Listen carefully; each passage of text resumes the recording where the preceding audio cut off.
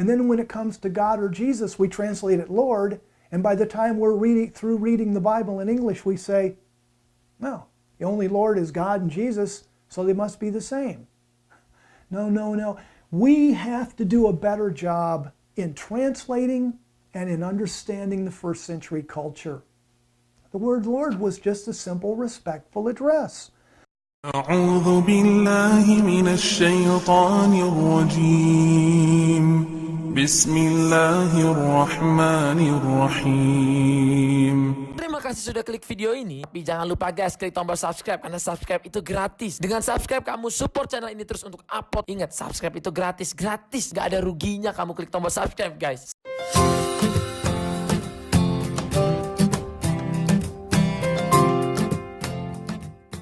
Let's talk about what the word Lord means. The word Lord.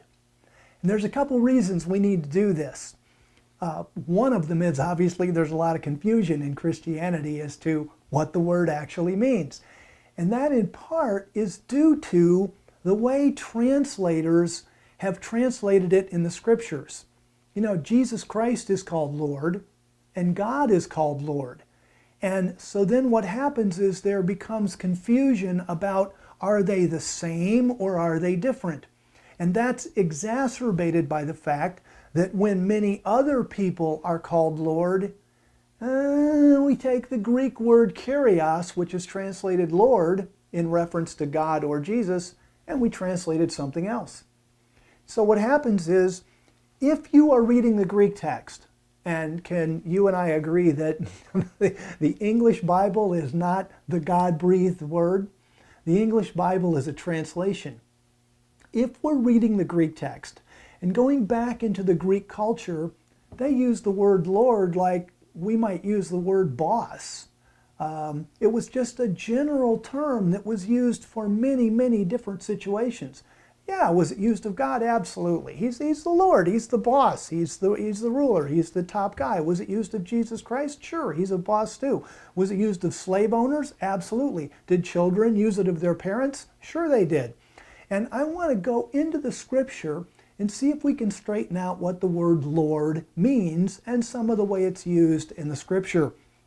And then we'll be more clearly able to understand why Jesus is called Lord, because he's a boss, and why God is called Lord, because he's a boss. And frankly, do you have a boss at work?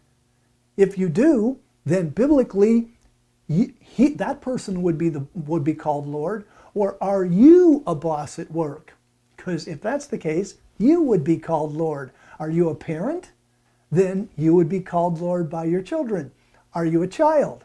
Then you would call your father Lord, and actually you would call your mom, which would be Kurios, and you would call your mom Kyrie, or if you will, Lordess maybe. I don't know if there's prince and princess, is there Lord and Lordess? But there's Kurios for the male and Kyrie for the female. So there's a very, very general usage of the word Lord here. The primary meaning, if you go to the lexicons, go to your Greek lexicons there, or Bauer, Gingrich, some of the lexicons, and you look up the word Lord, the primary meaning relates to the possession of power or authority.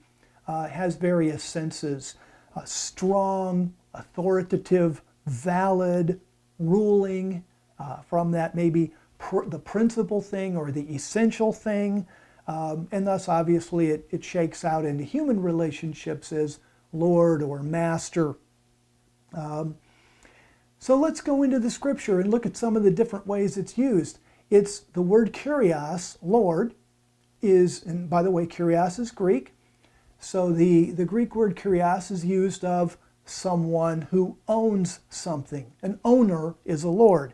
In Matthew chapter 20, verse 8, it says, "When evening came, the owner of the vineyard said to his foreman, 'Call the workers and pay them their wages.'" Now, did you hear the word Lord in there? I didn't either, but it's there. And this is part of the problem.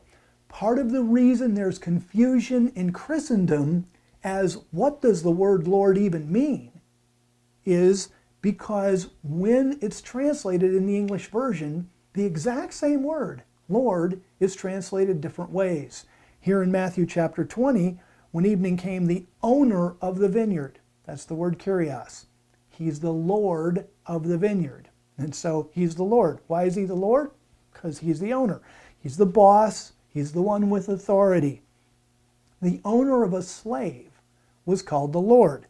So John 13:16, New American Standard Version, truly, truly, I say to you, a slave is not greater than his master.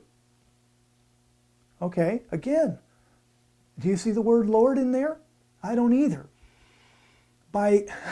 We translate Kurios, owner, we translate it master, and then when it comes to God or Jesus, we translate it Lord, and by the time we're through reading the Bible in English, we say, no, the only Lord is God and Jesus, so they must be the same. No, no, no. We have to do a better job in translating and in understanding the first century culture. Here, John 13:16, truly, truly, I say to you, a slave is not greater than his Kurios, his Lord. So a slave owner was called a Lord. By the way, servants or slaves called the ones they served Lord. So in Matthew 13, verse 27, the owner's servants came to him and said, Sir, didn't you sow good seed in your field? Sir? Sir? It's the Greek word Lord. But you see, we're going to give deference to God and Jesus, and we're not going to translate this as Lord. The word Lord was just a simple, respectful address. The owner's servants came to him and said, Kurios, Lord, didn't you sow good seed in your field? So it was a respectful form of address. It was used of any person in authority. Like here is a verse, Matthew 27:63, where the religious leaders came to Pontius Pilate. Listen to the way it's translated. Sir, these leaders said, we remember. It's the Greek word Lord. Now, the translators don't want the religious leaders calling Pontius Pilate Lord for theological reasons. But they did. It's the Greek word Kurios. So it was just a recognition that Pontius Pilate was an official with authority. That's all it was. Lord, they said, we remember that while Jesus was still alive, he said, after 3 days I'll rise again, so seal up the tomb. And of course, Pontius Pilate did. It was used, as I said, of children to parents. If you read the Greek translation of Genesis 31:35, Rachel calls her father Lord, and children were supposed to show respect to their parents. Then it's just a plain old respectful address. It's kind of like the way you or I use sir. Like if I'm driving down the road and I'm lost and I see somebody walking down the street, I roll down my window, I say, excuse me, sir, can you help me out here? Now, in British English, he'd have to be knighted or something to be called sir. But here's John 12:20. Now there were some Greeks among those who went up to the feast. They came to Philip, who was from Bethsaida, with a request. Sir, they said, we'd like to see Jesus. It's translated sir in your English Bible, but it's the Greek word Lord. So these Greeks called Philip Lord. Why? Because that's part of the semantic range of the word Lord. That's part of how the word was used. Same thing with the woman at the well. Remember the Samaritan woman at the well in John 4, and she met Jesus? She didn't know he was the Messiah yet. She was just being nice to him. And she said, Sir, you have nothing to get water with and the well is deep. It's the Greek word Lord. She just used it as a respectful form of address. Same thing with a wife to a husband, by the way. 1 Peter 3:6 says, like Sarah, who obeyed Abraham and called him her master. Called him her master, but it's the Greek word Kurios, Lord. Again, it's a respectful term of address. In Acts 25:26, it's used of the Roman emperor. And again, interestingly enough, the NIV I'm looking at here says, it translates it, His Majesty. It's the Greek word Kurios, it's Lord. And of course, in Acts chapter 10, verse 4, angels are called Lord. You remember when the angel appeared to Cornelius And Cornelius, it says, stared at this angel in fear. "What is it, Lord?" he asked. He just recognized the authority that the angel had. And of course, in the Bible, God is called Lord because he's a ruler and he has authority. And Jesus Christ is called Lord because he's a ruler and he has authority. So let's not get confused about the identity of God and the identity of Jesus Christ. They are two individuals. And the fact that they're both called Lord, let's not confuse them.